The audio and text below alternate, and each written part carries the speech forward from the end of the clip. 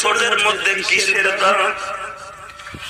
বাজান আমি এই বছর তায়েফের মাঠে গেছিলাম, আমার বিবি আমার সঙ্গে ছিল, যেখানে আমার নবীকে 3 বার মাইরে বেহুশ করছে।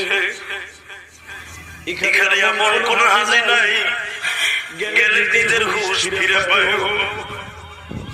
যেই মাঠের মধ্যে আমার বিশ্ব নবীকে পাগলের মতো পাগড়িটা গলায় বাঁধিয়া পাগলের মতো জমিন দিয়ে টানছে তায়েফের যুবকরা। বাবা